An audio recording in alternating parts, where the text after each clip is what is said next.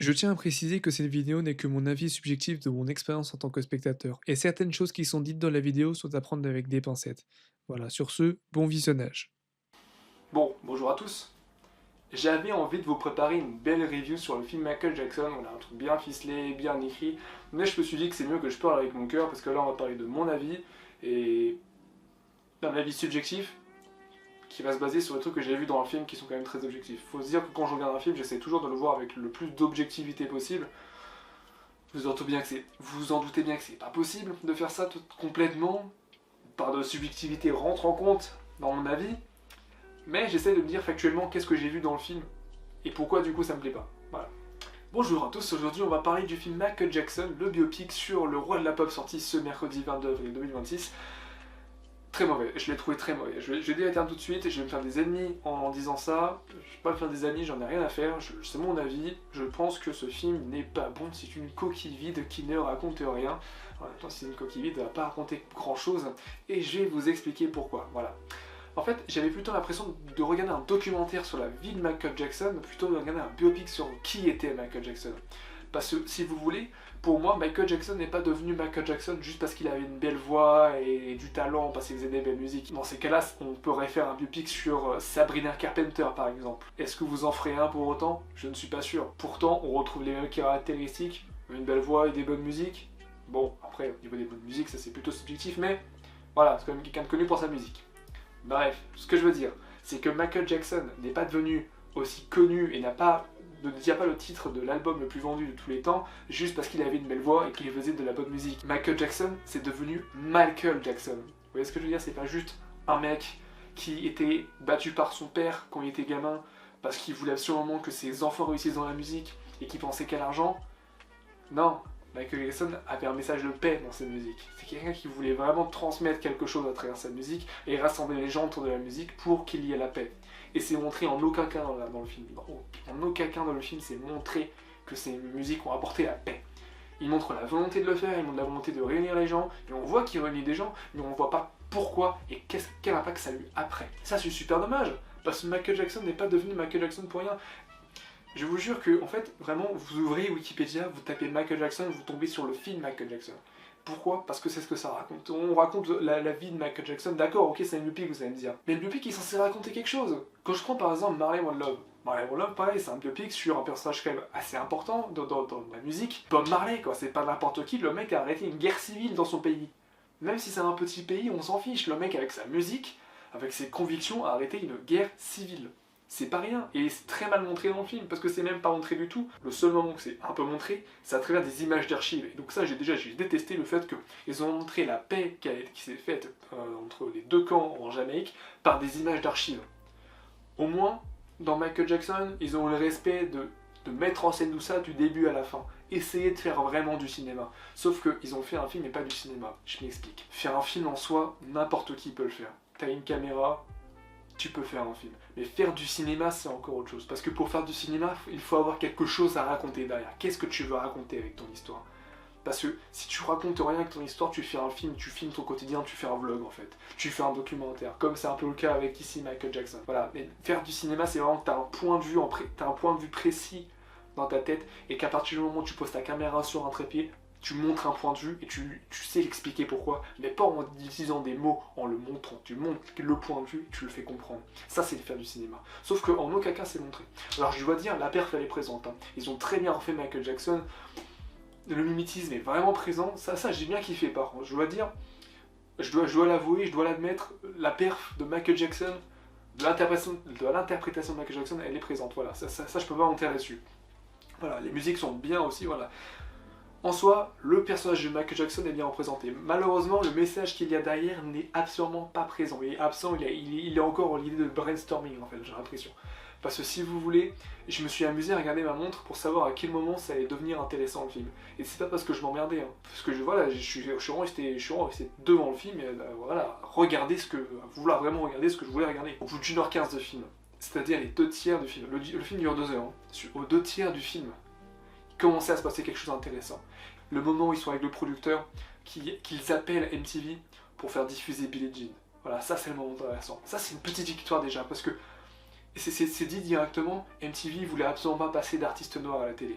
par peur que les blancs bourgeois le prennent mal. Et c'est une petite victoire quand même pour l'artiste noir qui était Michael Jackson, et même pour tous les autres artistes noirs qui auraient pu suivre après. Sauf que c'est pas montré, on n'a pas l'impact que ça a eu. Et c'est ça qui manque, on n'a pas l'impact qu'a eu la musique de Michael Jackson sur la société. Parce que du coup, c'est bien, Billie Jean a été diffusée sur MTV, d'accord. Et ensuite, qu'est-ce que tu montres? Bah, tu montres rien d'autre. Tu montres que, ok, il a galéré à trouver le titre de son album Thriller, parce que voilà, il savait pas trop quel morceau prime d'abord et tout. Tu vois qu'il réfléchit, à la fin il choisit Thriller, on voit là comment il fait les clips, pareil on voit comment il est passé à 2 doigts de la mort, voilà tout ça c'est quand même montré et ça c'est pas inintéressant, mais ça reste vide parce que tu racontes rien d'autre derrière. C'est con mais en fait ce film il sauce Michael Jackson du début à la fin et il sauce les fans aussi parce que c'est un film fait pour les fans où globalement on voit comment Michael Jackson est devenu un peu Michael Jackson et on voit pas comment il est réellement devenu Michael Jackson et tout ce que ça a engendré derrière. C'est bête mais on dit que sa musique a réuni.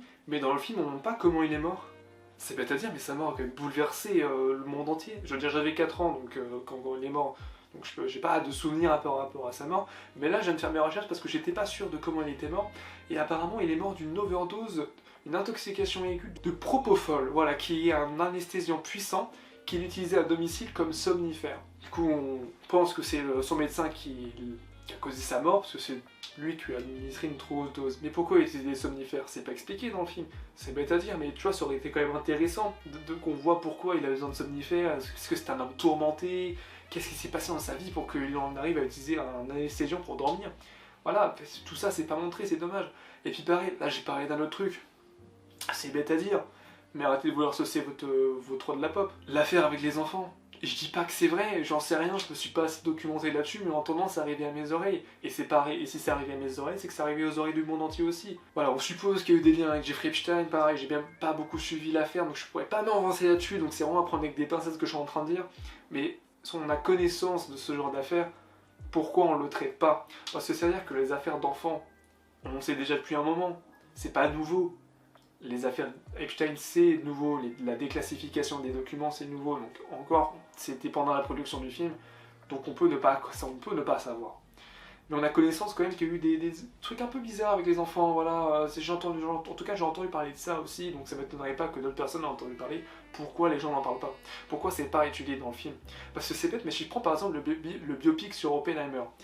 Le biopic sur Oppenheimer, c'est un bon biopic parce que c'est pas juste un film qui sauce Oppenheimer en mode regardez, il a révolutionné le monde, il a inventé la bombe atomique, c'est un pas énorme dans l'avancée de l'humanité, ça nous a permis après d'aller dans l'espace et tout machin.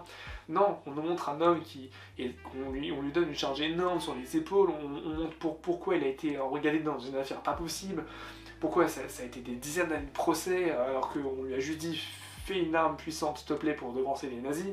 Voilà, on lui a reproché la bombe atomique alors que lui c'était juste, il a obéi aux ordres qu'on lui a donnés et les États-Unis l'ont utilisé et on lui a quand même mis la faute dessus alors que lui il avait rien demandé. Enfin voilà, on montre un homme tourmenté, on ne dit pas juste que Oppenheimer est le père de la bombe atomique, on montre tous les effets qu'il y a eu derrière et ça en fait un biopic intéressant. On a le passé, le présent, le futur.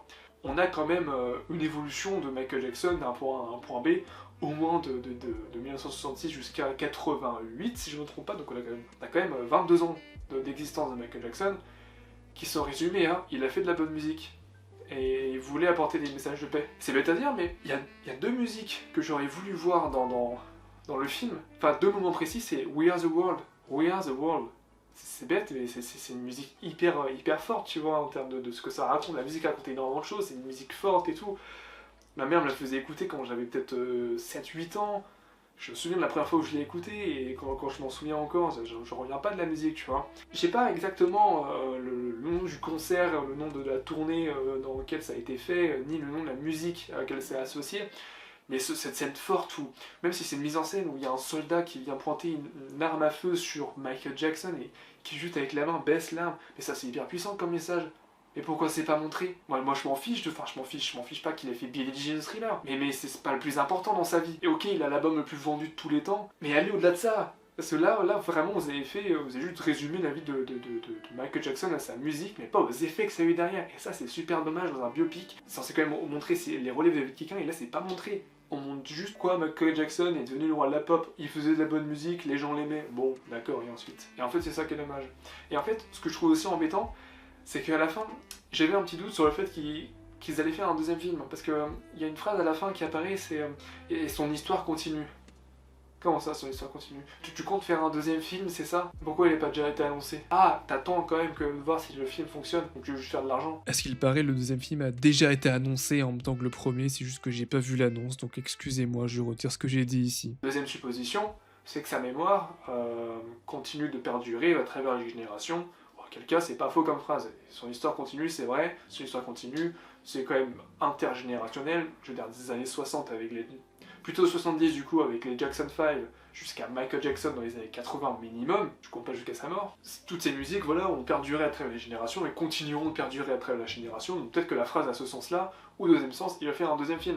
Je maintiens le fait que le film Michael Jackson raconte pas réellement qui était Michael Jackson, il reste en surface, reste assez lisse, pour pas heurter les fans, pour pas heurter le cinéma.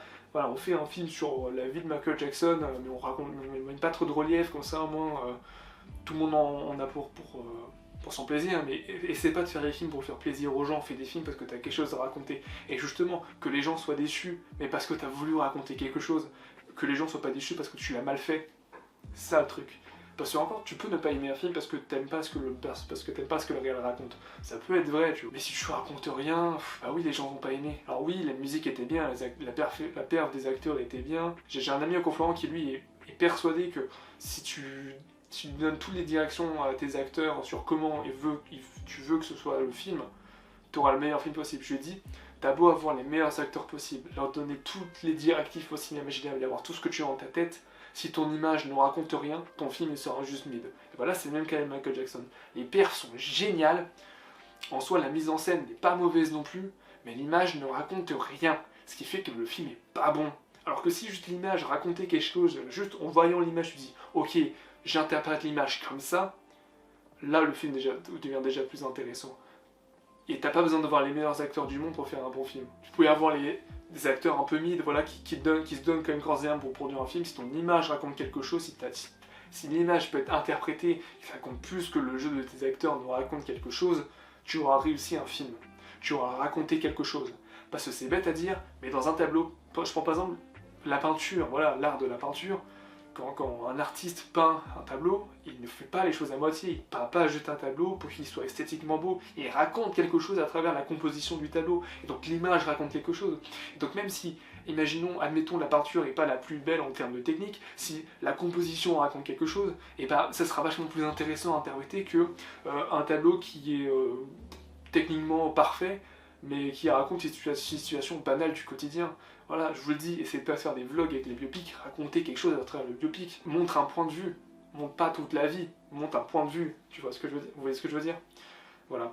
J'ai pas mal d'idées autour de ce film, et je pourrais peut-être en parler même pendant des heures si je le pouvais, mais je le ferai pas, voilà. Peut-être que c'est un peu confus ce que je vous raconte, j'ai un peu tendance à mélanger toutes mes idées, mais je pense avoir fait un peu globalement le tour de ce que je voulais dire, sur pourquoi je pense pour moi que Michael n'est pas un bon film sur le personnage immense qu'est Michael Jackson. Voilà. Vous avez le droit de ne pas être d'accord avec moi, et je vous en voudrais pas d'ailleurs, hein, voilà, sur mes critiques Les Ailes de la République, il y en a un qui m'a dit que mon analyse a été bâclée, je lui ai dit d'accord si tu veux, mais moi j'ai pas aimé le film quand même, ça change rien. Tu peux me sortir tous les arguments du monde pour dire que t'as aimé le film, si moi j'ai pas aimé, bah j'ai pas aimé. Et c'est comme ça, voilà. Et pourtant, il n'y avait aucun bruit dans la salle. La salle était, on va dire, à moitié pleine, voilà. Il n'y avait pas un seul bruit autour de moi. Je veux dire, il n'y avait que le film qui faisait du bruit. Pourtant, j'ai pas aimé, tu vois. Vous voyez ce que je veux dire? Pas contrairement, par exemple, je prends Conjuring lors du jugement. J'ai vraiment, déjà, le film, je l'ai pas trouvé bon. Alors en plus, il y avait énormément d'adolescents qui faisaient du grabuge. Ce qui a vraiment, du coup, influencé mon expérience du film. Déjà que le film, quand je l'ai regardé chez moi, le premier film, j'avais déjà pas aimé. Alors en plus qu'il y ait du bruit autour de moi qui me sort du film, bah du coup j'aime encore moins. Mais là il n'y avait pas un seul bruit, il n'y avait que le film, donc j'ai pas aimé. Je vous dis pourquoi j'ai pas aimé, maintenant vous avez le droit de pas être d'accord avec moi, maintenant c'est pas mon problème, c'est le vôtre, voilà. Et je sais que j'aime pas faire des amis parce qu'il y a énormément de fans de Michael Jackson, et c'est ok, vous avez le droit d'aimer le film parce que vous êtes énormément fan. Moi je vous en voudrais pas, et j'ai pas fait un respect en mode vous avez le droit d'aimer de la merde. Moi je trouve que le film est nul, grand bien m'en fasse, si j'ai pas aimé, tant pis pour moi, voilà, tant mieux pour vous si vous avez aimé. Maintenant voilà, c'est que mon avis, vous avez le droit d'avoir le vôtre, faites votre avis aussi, y a pas de souci. Moi je vous raconte que ma vision des choses, voilà. J'espère quand même que vous aurez passé un bon moment en ayant regardé le film et en ayant regardé cette vidéo, ça faisait longtemps que j'avais pas sorti une vidéo d'ailleurs, 4 mois. 4 mois depuis la dernière vidéo, c'était l'analyse, enfin c'était la review sur FNAF 2 le film. Voilà. Bon. J'espère pouvoir sortir plus de vidéos, parce que c'est vrai que ça faisait un moment que j'étais pas allé au cinéma, réellement au cinéma. Sur ce, passez une bonne journée, une bonne soirée, je sais pas comment regarder cette vidéo. On se retrouve une prochaine fois, je vous ferai peut-être une vidéo sur The Drama, du coup que je suis allé voir juste après Michael. D'ailleurs j'en reviens à la séance, là j'en reviens tout juste de la séance, hein, ça finit à peu près 1 heure. Voilà, passez une bonne journée, un bon week-end, que sais-je, et à la prochaine.